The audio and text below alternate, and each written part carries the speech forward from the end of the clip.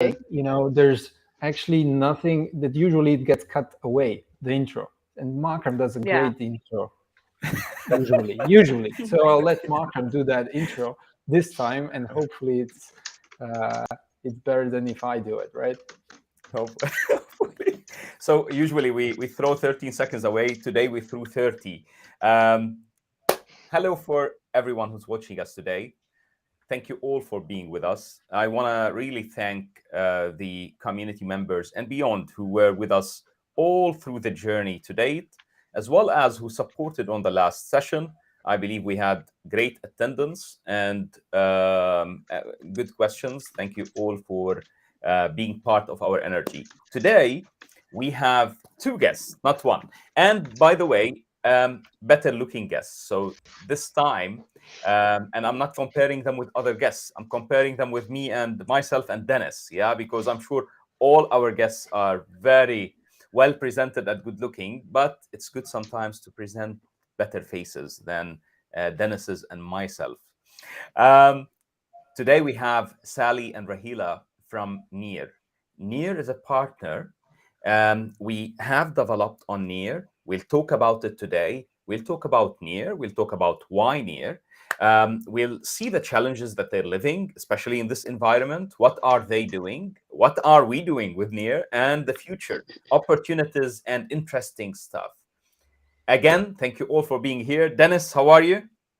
I'm fine, thank you. Thank you, and Sally? thanks, Sally and Rahela, for being here. Hello. Hi, everyone. Thank you for having us.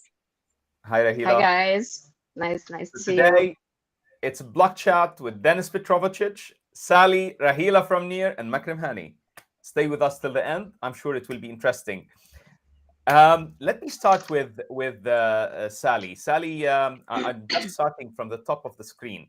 Sally, how are you? Please give us more details about you. Who are you? What's NEAR? And why NEAR? Yeah, for sure. Hello, everyone. So I'm Sally. I'm the lead business developer for the NEAR Balkans Regional Hub. Just to make the distinction, our hub launched almost 9 months ago. We've been mandated by NEAR Foundation to grow the ecosystem within the region. And by region, I mean the Balkans and Europe in general. And we've been doing so quite successfully so far. What is NEAR? NEAR is a decentralized blockchain platform, and it is designed to provide scalability, security. It's quite user-friendly when it comes to onboarding apps, and it's very developer-friendly as well. And this is why NEAR. When we answer that, basically. Perfect. Let's see what's Rahela's opinion about that. Rahela, yes, you're a decentralized protocol. You're talking Web3 all through. You're supporting projects as well that you wish to have developed on NEAR. How do you choose your projects? Why would you choose to partner with some projects, not others? And if you have a different opinion about your standing today and going forward. Yeah, sure. Thank you. Hi, everyone. Just also short introduction from my side. My role is the marketing manager of the NEAR Balkans Hub. I've joined like 6 months ago. And to your question, actually, since Sally is our BD lead and is closing most of the partnerships, I believe she would be the one to answer your question more precisely. But in general, the partnerships, I can give a short commentary. We don't focus on only one vertical. We want a diverse ecosystem, and that's kind of the point, to strengthen the whole NEAR ecosystem with various projects. The idea is to have partners that we see a long-term relationship and creating long-term value. So that's the thing that we are looking for mostly. I'll come back to you, Sally, with a marketing-related question, I promise. Sally, now the question that Rahela passed on to you. Yeah.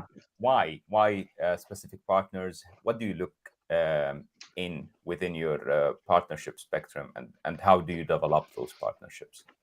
Yeah, I mean, when it comes to what we look in the the portfolio of a partner, it's quite broad.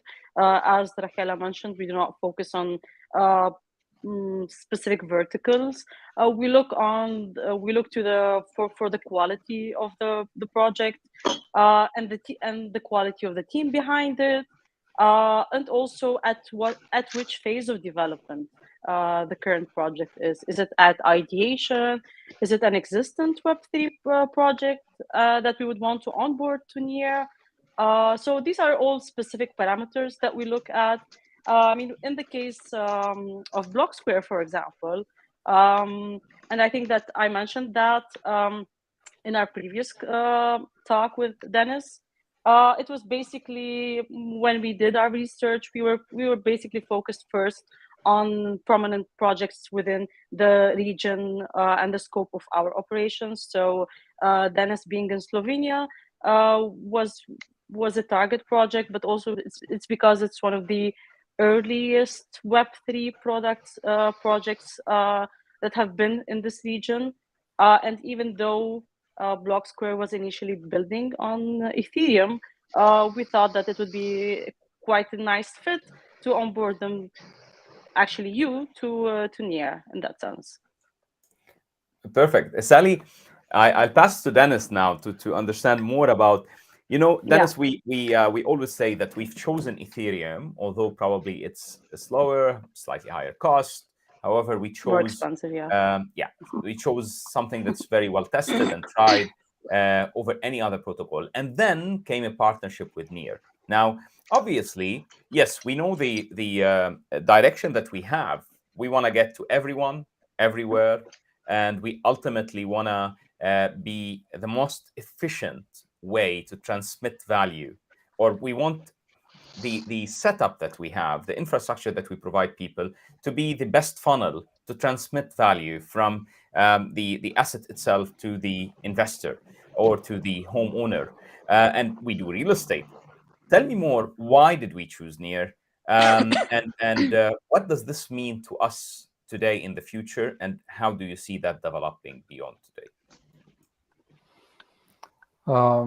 Well, yeah, if we talk about Ethereum, I think that it chose us in a way because it was the only fabric that was out there. It was the only L layer 1. There was no L2s actually at the time. It was the only thing that was available to develop such a system as the one that we have today. So that's basically where we started. There was no choice, right? But thankfully, it was not a bad choice, honestly. It was a good choice because it's still the leading blockchain on the market. However, you always try to find alternatives around you, right? And you try to see what's happening on other blockchains, right?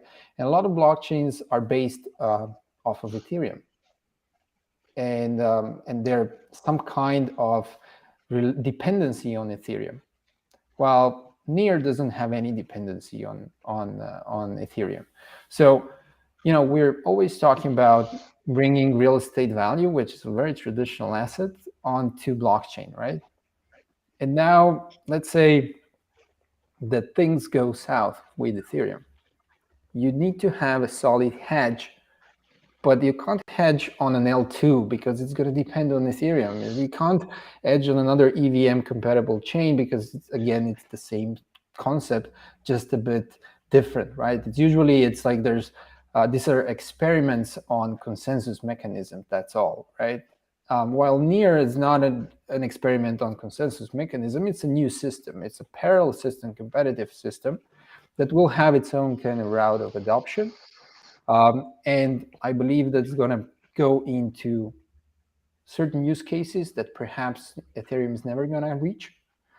because it has a different approach. It has a different timing of entering the market as well. So the understanding of blockchain technology on different verticals, between different parties, corporates, if you will, institutions, is totally different. So that ecosystem is going to evolve in a different manner. Here we see the value of going into the route of developing a NEAR as being, in a way, an alternative for our clients. Because in the end, we're a solution infrastructure provider. We've come with a recipe of tokenizing real estate, and we're making it affordable to use and reuse that recipe in a simple way, right? And you can have that recipe on Ethereum, or you can have it on any other chain as well. And we're just here we're finding a way to have that recipe available on NEAR as well. Perfect. Rahela, and if I may ahead, add, I'm sorry to interrupt you, Makram. But when it comes to also, I would just add on, more benefits for NEAR, for having Blocksquare. For example, aside of it being having a different consensus mechanism and using it as a hedge, but it's also quite scalable when it comes to supporting large numbers of transactions per second.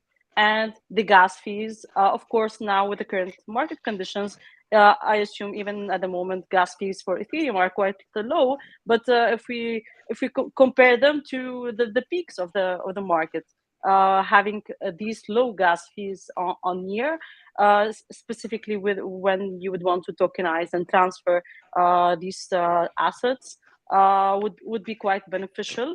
And also the user friendliness that comes with NEAR, with the current simple and intuitive interface. It's I believe it's the closest thing to Web2 interfaces at the moment. And with the business model that you guys have, I assume user friendliness is important and vital for mass adoption.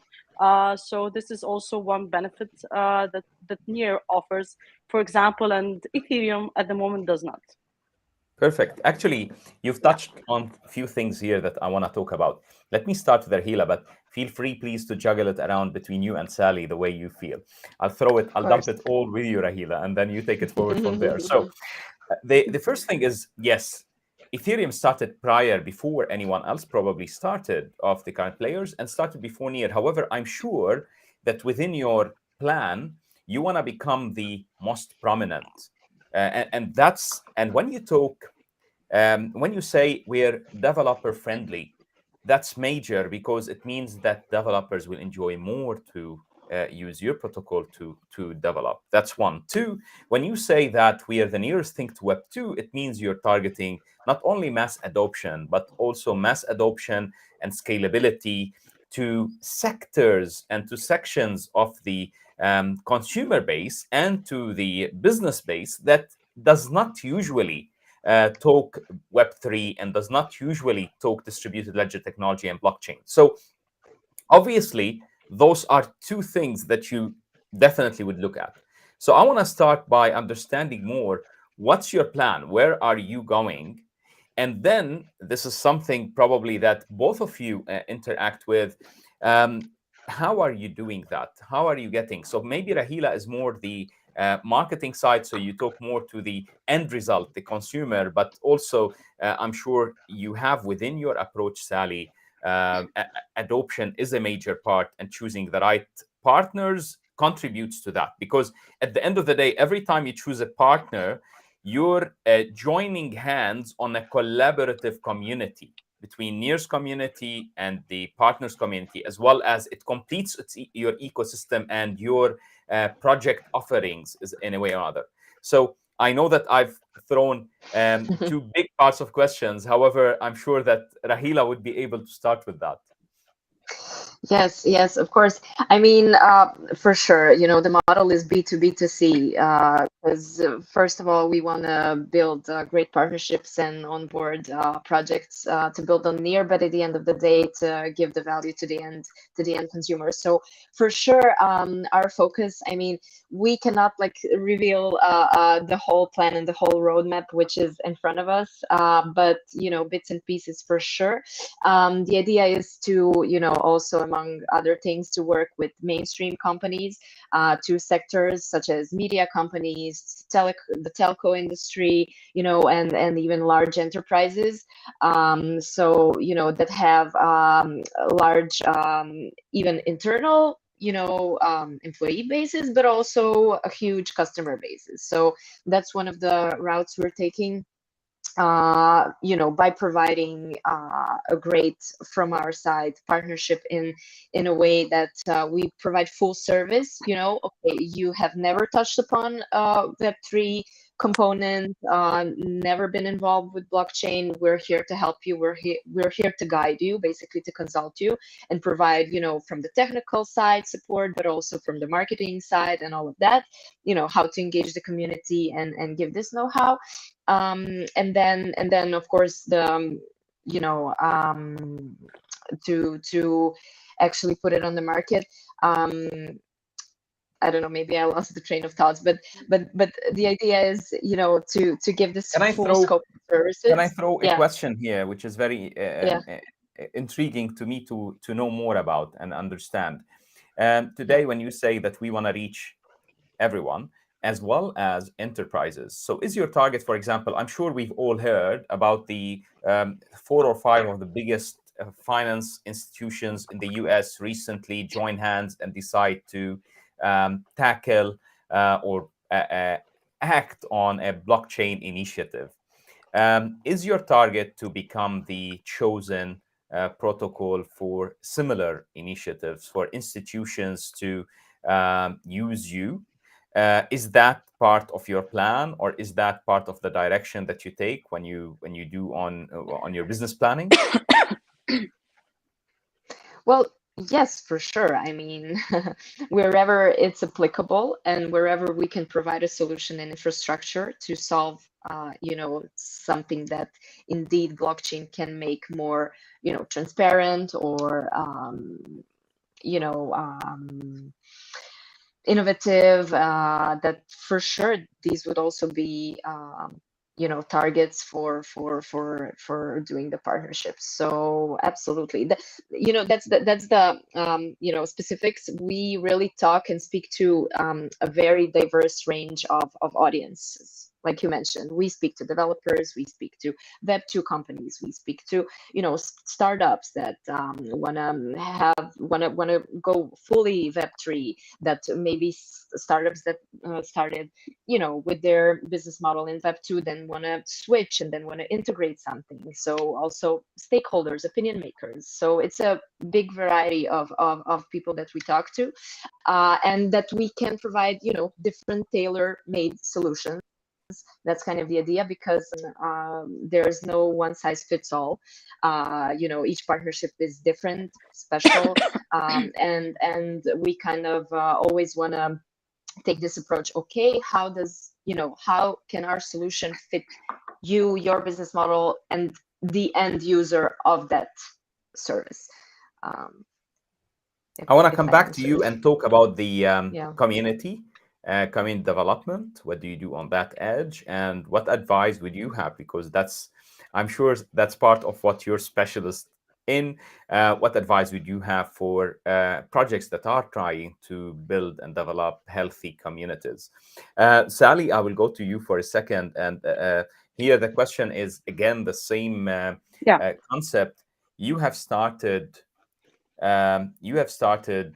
tackling a part of the market by saying that we are the better solution from a user friendliness, from a speed, cost, in other words, efficiency, as well as, and you mentioned something which is key, we're the nearest thing to Web2 possible. In other words, you are targeting all of the consumers that today are not so informed, and I'm not so, which is most of the world. Yeah, at the end of the day, the part of the world that is currently Web3 and happy. And I would say I am more a Web2 guy than a Web3 guy. I'm not wired to tackle technology and talk technology the way probably that my son would.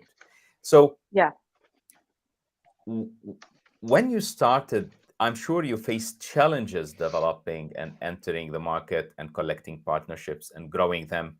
And I'm sure that some of those challenges you've won over, some of those challenges are still pending to be complete. Can you tell us, please, about some of the challenges that you've already conquered and some of the challenges that are still pending to be complete, and how are you tackling them? For sure. I would just bring it also one step backwards and tell you about the entire, how NEAR is actually leading by example when it comes to decentralization with the creation of these different regional hubs. Because as Rahela mentioned, there's no one size that fits all. And the whole point of these regional hubs is to get people from the region, a prominent team within the region of operations to actually introduce NEAR as a blockchain, as with the mission, the basic foundations and principles to the audience of this region, because the locals do understand. They have a better value proposition. They understand what the locals would accept and how they would actually introduce it and accept it. And if it's coming from someone, it's basically from the people to the people in that sense, because it's coming from people that understand the local mentality and the local markets. And this is what is nice and what is actually effective with this approach, and we have seen it actually becoming a trend among other protocols too that are going for these the hub creations, the regional hub creations. When it comes to the challenges that we face, I assume these are not the real NEAR related challenges. These are more, let's call them Web3 related challenges.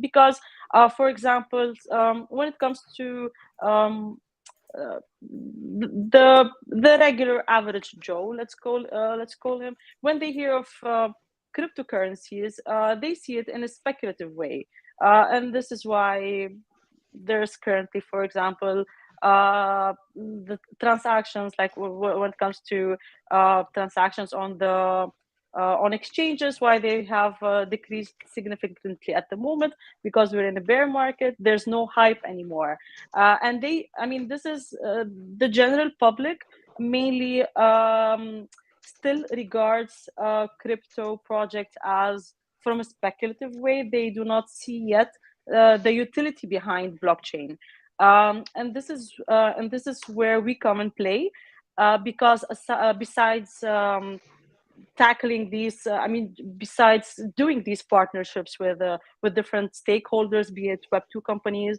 existent Web3 companies, or startups, we also have been heavily focusing on raising awareness within the region, and through promoting specific educational programs, be it for developers or for the mass audience.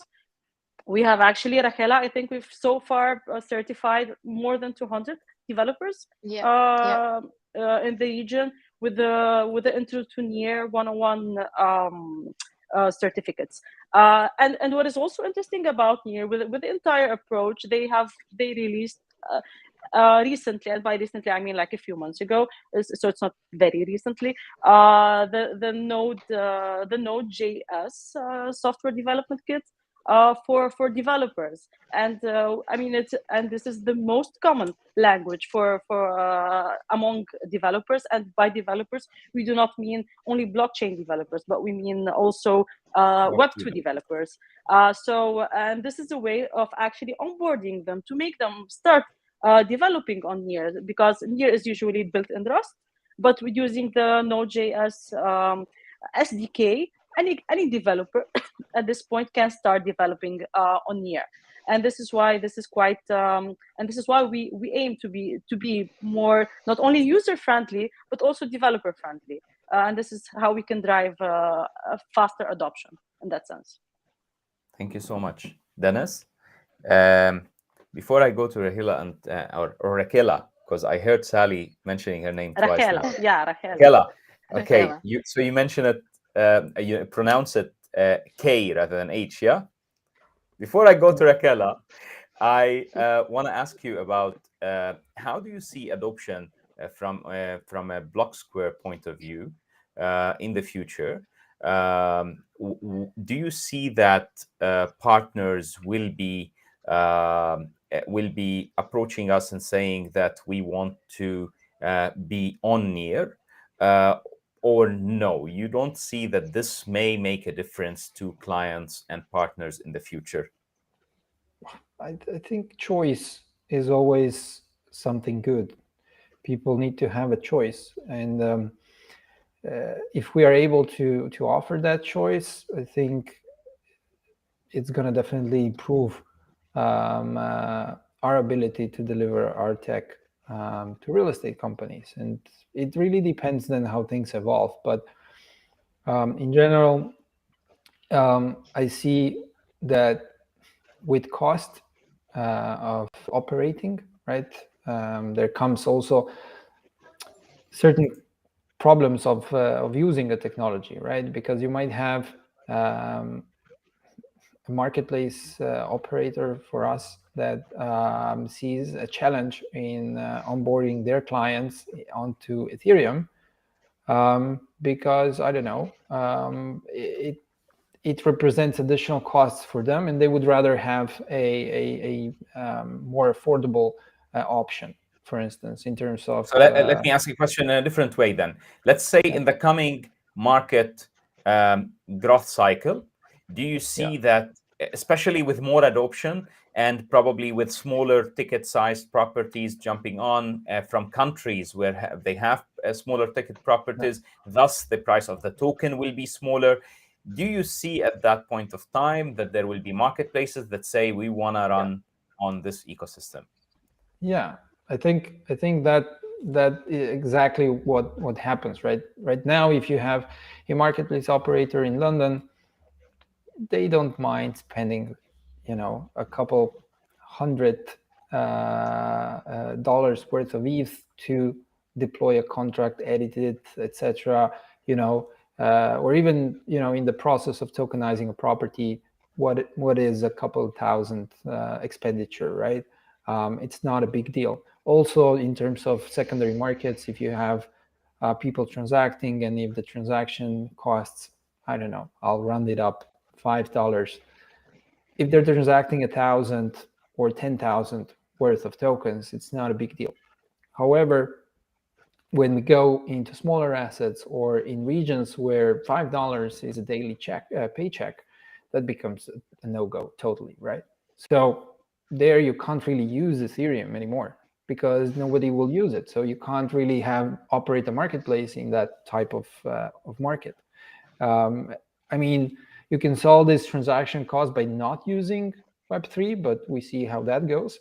And I think the trend will be self-custody still. It will be actually using blockchain, making transactions through smart contracts, mitigating counterparty risk, having the whole accounting done on-chain. Proof of funds is not anymore important because it's self-audited by the community all the time. And we have blockchain for that, right? So I think, let's say we go and have a partnership in India, a marketplace operator in India who is targeting the average population. We can't really use Ethereum anymore, not at the current state. Cool. Rahela. And Denis, sorry, Makram again. So aside from the only one-time transactions, I think that the argument can be also valid for when it comes to recurring, like the recurring revenue model. If you're going to tokenize assets for rental returns or whatever, because Rental if distribution, you're, in other words, yeah? You're yeah, talking about rental yeah, distribution. And Yeah. that's yeah, key, yeah, yeah? Yeah, I and mean, when you're on yeah. a cheaper network when it comes to these recurring transactions, because if it's only one time you're doing it on Ethereum, you're selling a property or listing a property, it's okay. I mean, if you pay this extra 1,000 or whatever, but when you're doing it like every month, and you're recurring these extra costs, it becomes some kind of a burden. Yeah, you're right, especially when it comes to these penny transactions. We're not penny, but we're not talking about revenues for a party of, I don't know, $1,000 or $500, right? In that case, so how we've developed the revenue distribution model on Ethereum is that there's a vault contract or a contract that holds all the funds, and the end users can claim whenever they want. So basically what it does is you might have revenues from multiple properties in your portfolio, and it all accrues there, and you can withdraw with one go, right? But going into market where somebody might invest $100 and get $3 per year out of it, that doesn't work anymore. It doesn't make sense. It works, but it doesn't make sense, right?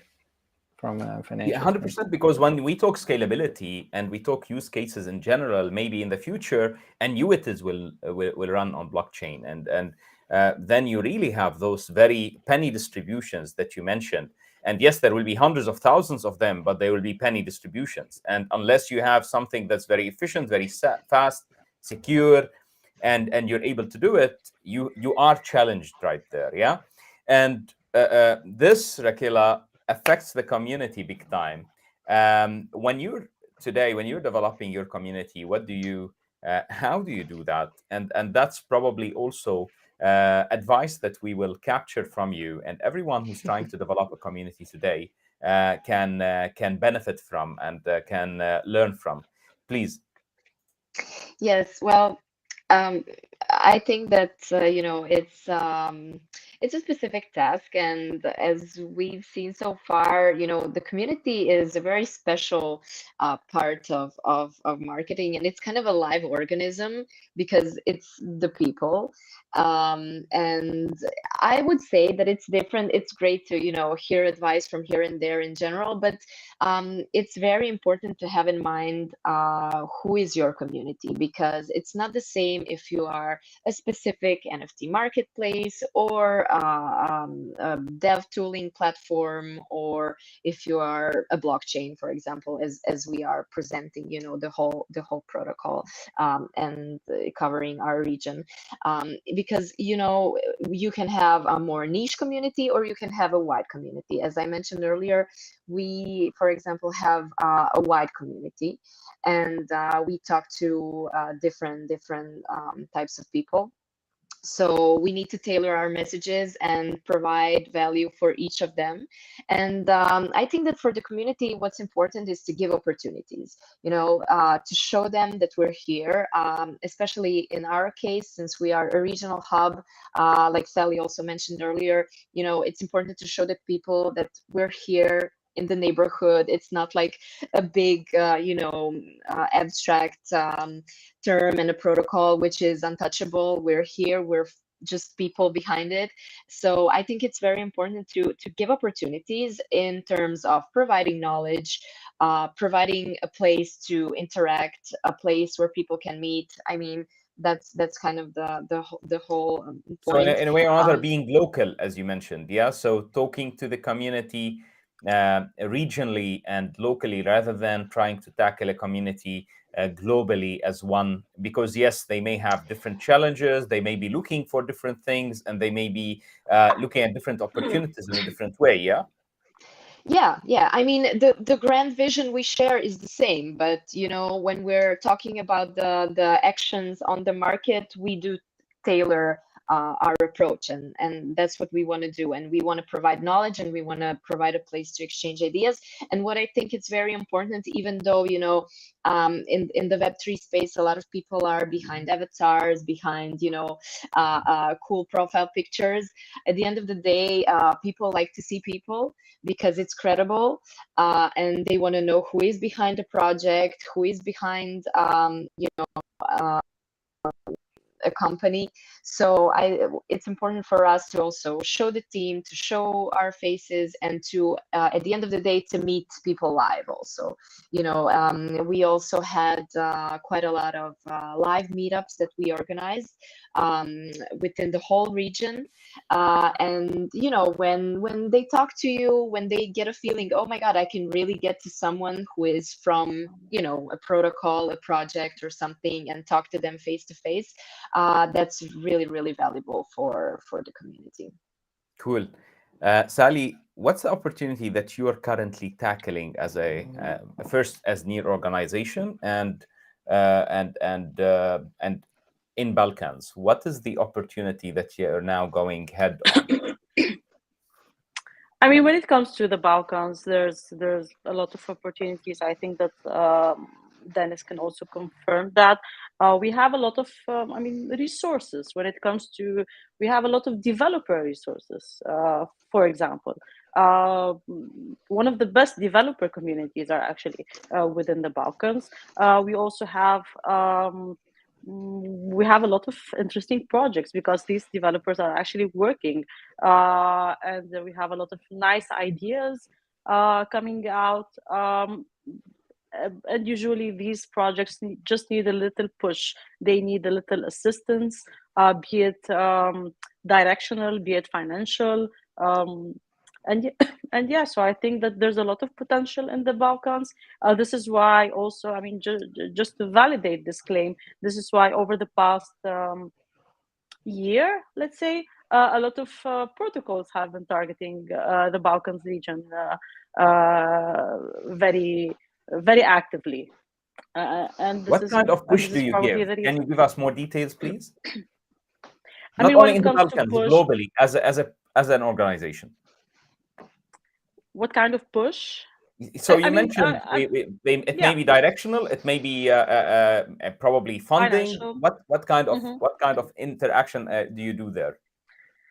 I mean, the first, and I think the most important thing, it's also what Rahela mentioned, is it's this direct human interaction that, for example, is lacking when it comes to different protocols. We have doxed ourselves, so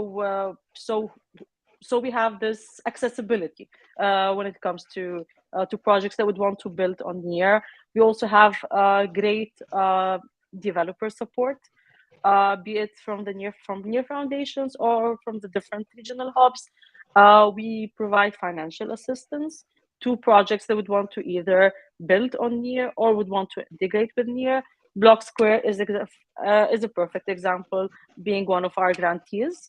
We also do, we provide projects with exposure just by showcasing these products, be it on our socials, but also in different events and parts that we take part in. For example, conferences where we showcase what our partners have developed. It's also because being a regional hub, we are connected to all the different ecosystem players within the NEAR. So, for example, if there is a project that I mean, Blocksquare are still in development, but hopefully when the project goes on mainnet, we do actually connections internally within the NEAR ecosystem. We have we have awesomenear.com, which is a nice website that exhibits all the projects that are currently developing and launching on NEAR.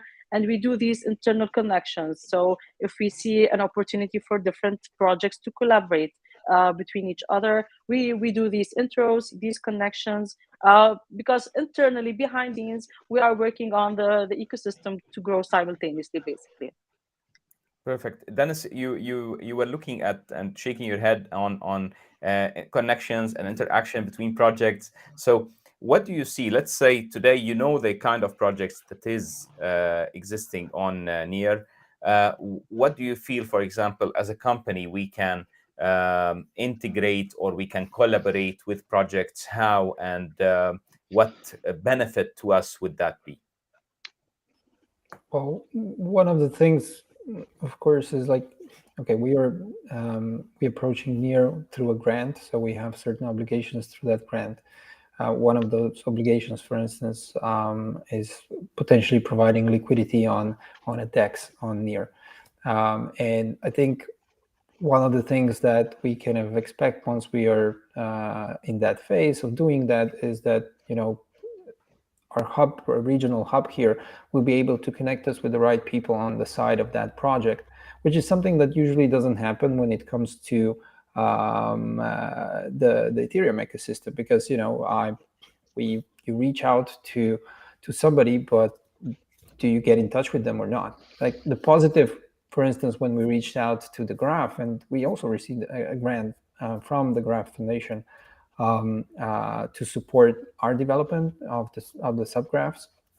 And we pointed out a problem that I think was kind of solved through that, or not solved, but addressed at that moment, which was, you know, a project doesn't know how much this is going to cost in terms of running that subgraph, because you need to pay for query fees, right, for the application and whoever is querying that subgraph, for instance. And that connection that we had with them, it's still present today, you know, just the last blockchain. And I think this is something that kind of relationship, the human interaction, is very important when you come, you know, especially, you know, we're all online somewhere, right, all the time, but this human interaction is something that kind of can help you out, make it or break it in the end, because of the introductions that one might do as well. Once we are further on down the road, I believe there's additional support that can come from the ecosystem of NEAR in terms of, you know, we've delivered this MVP, we see some traction on it, you know, is there additional direction towards NEAR that we can go with? Do we have investors that can support that transition? You know, expanding our team to have an internal team that is able to develop on NEAR more complexity in terms of product and infrastructure.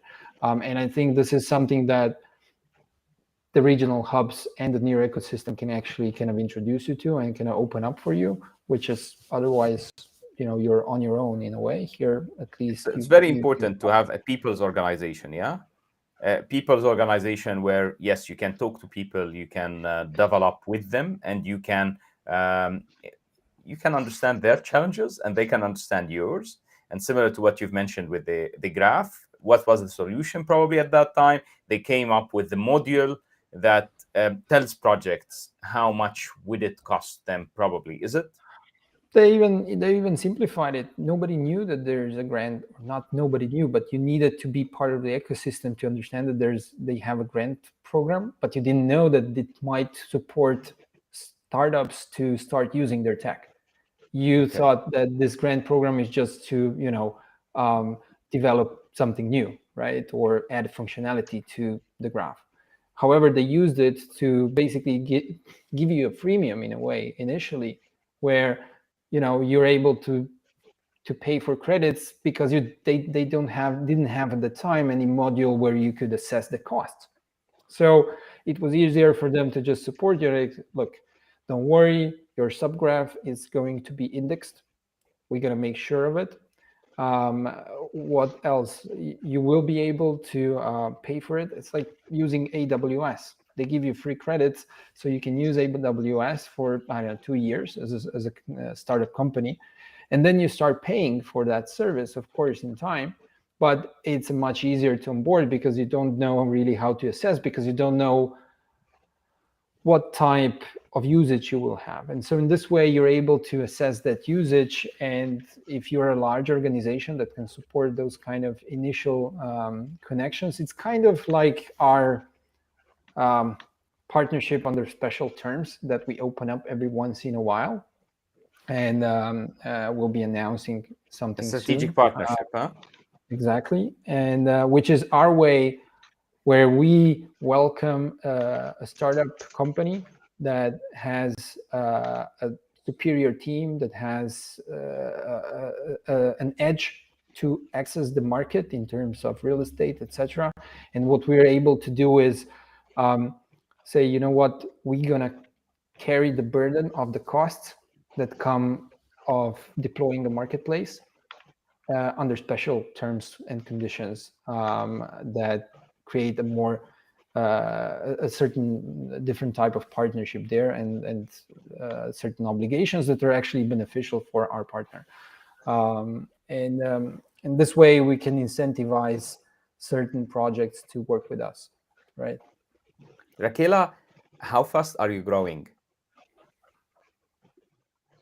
How fast are we growing as a hub or as a protocol? As a hub.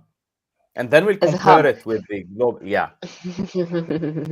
Well, okay, so we're young. I mean, the whole system is young also, but we've been live for 8 and something months, so we still consider ourselves young. Nevertheless, you know, in the first 6 months, we really, you know, fired on all engines, and you know, really tried to bring the awareness in the region about us.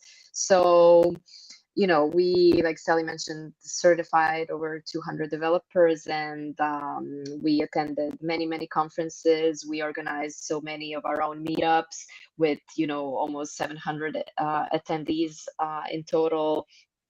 You know, had many community sessions, and you know, now we have combined around 4,000 people in our online communities and social platforms. So, you know, if you think about it, you know, for 6 months, I think we pretty, you know, kind of pumped it up. You know, in terms of future growth, we want to, of course, do it exponentially, and you know, within the next 6 months or a year to you know, multiple growth. Also super important, the partnerships and the grantees. I think we had around 16, if not mistaking, closed you know, partnerships. So over $800,000 were given in grants. So yeah, I mean, I think it's good speed considering the market, considering the year. You know, we have to take this into consideration that we're facing. You know, we launched this year, so, and we are all witnesses of the current state. So, you know, but we're optimistic, and we're building. That's the idea, and yeah, we're not. We've grown this much in the winter, then spring is coming. So Exactly. it will be a tough winter, but I'm sure spring is coming. You're working remotely, ladies? Yeah. As most of your team? Yeah. How difficult or how good or how easy is it to work remotely? I mean, it does has its challenges. Rahela is at the moment in Zagreb, Croatia. I'm in Sofia, Bulgaria, at the moment. But we try to meet physically as much as possible. How weird is that, by the way? First time you meet someone that you know on virtual and you worked with virtually. How weird is that? Yeah, it is quite weird. I mean, it's not weird because I mean we talk on a daily basis. So it's so we do. I mean, it's not just work. We do. I mean, the interaction goes beyond the work. But it's always nice when we the first meeting, and we actually with Rahela we started working probably 4 months in, and then we met actually in Lisbon for NEARCon for the first time. But it was natural when you build this bond with someone on camera on a daily basis. It comes more naturally. We have similar stories here. For Denis and myself, it was so weird. Probably it's the nature of who we are then, maybe. I thought, Denis, that it's a universal thing. It seems it's not. Yeah. But we were working for longer than 4 months over video. What was it, like a year and a half? Unfortunately for us. Yeah. Oh, wow. Ladies, how do people, projects, and startups get in touch with you? What's the best way to do so? Mm-hmm. I mean, Rahela, you can take that. Just a short comment. I mean, we always try to like I mentioned before, to push it in our community that they can always talk to us, and to give their information, and give the opportunity to present their projects, present their startup, and we will get back to them. But also, the conferences are attendance there, and was really fruitful in terms of these connections. But Sally, please do take it over.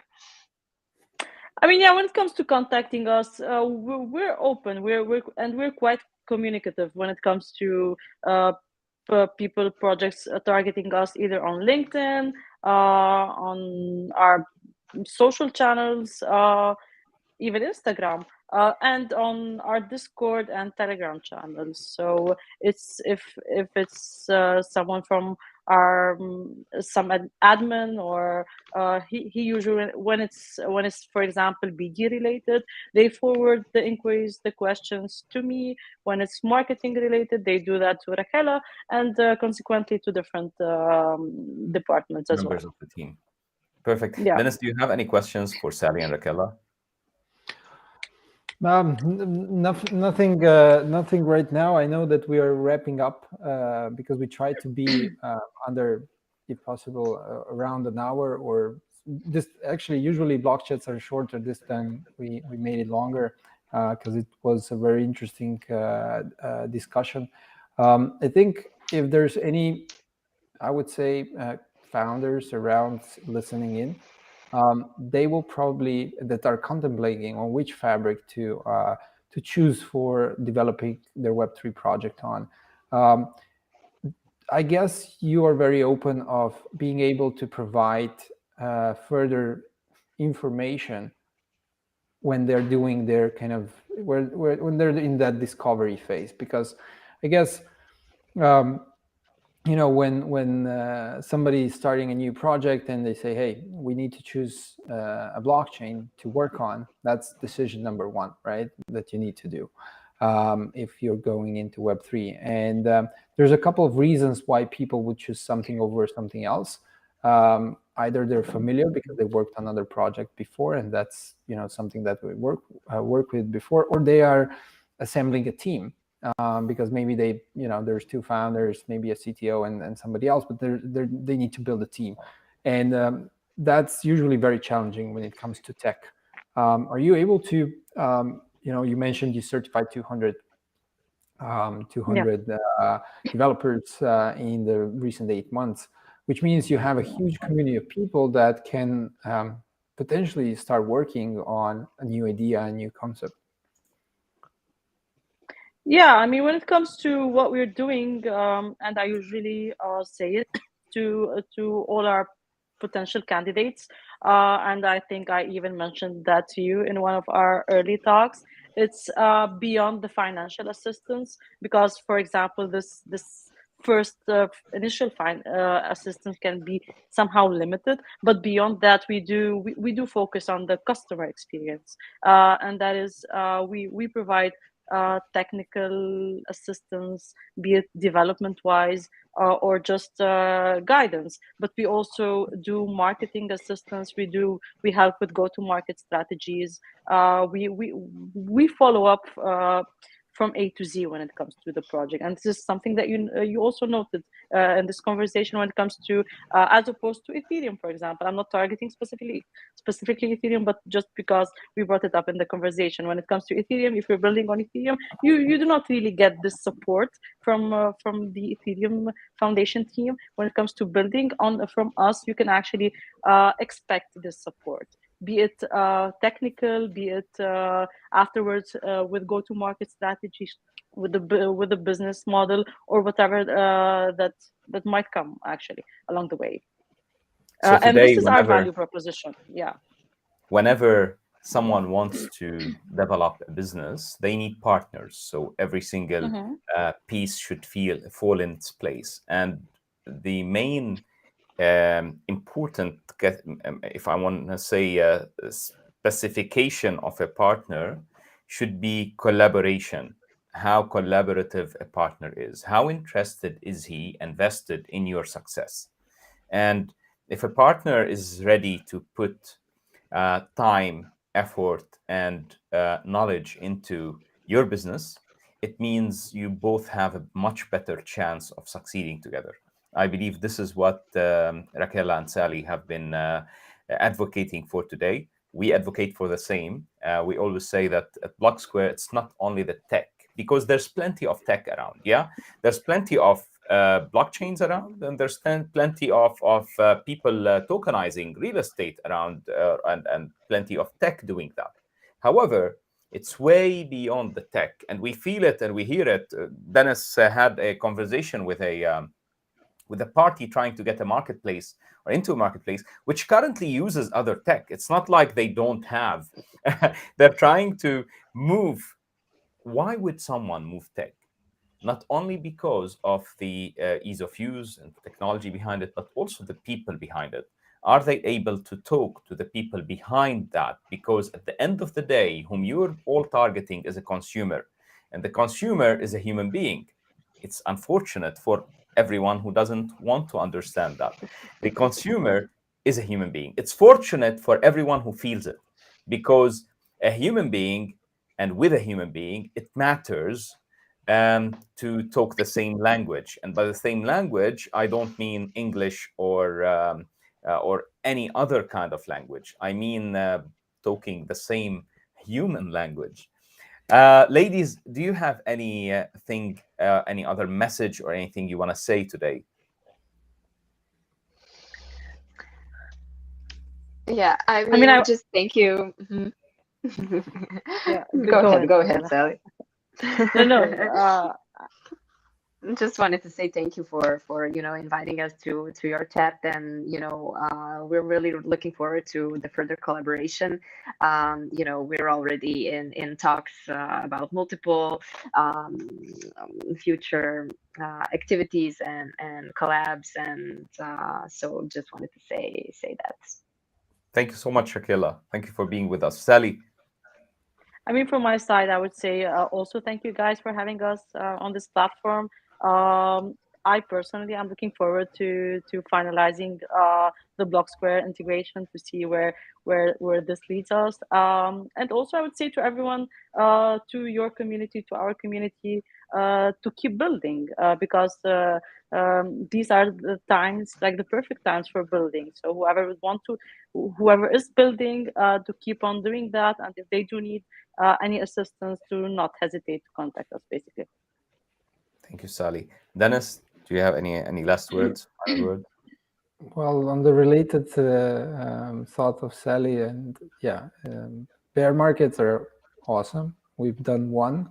This is the second one, and we'll probably do the third one as well. And it's a long-term journey for us. And we're one of the first players in tokenization, not in the region just, but I think worldwide. And we want to keep being on the front of this new emerging market. So yeah, that's so it. Cheers to every winter that has passed and every winter that is coming, and the winter that we're living in. Actually, winter is a perfect time for Christmas, isn't it? So I see behind Sally here, exactly. All Christmas there.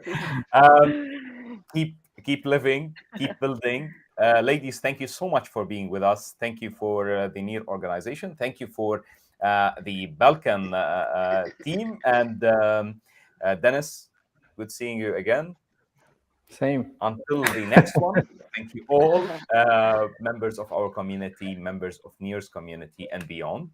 I hope that we've added value today, and see you next time. Ciao. Thank you so much.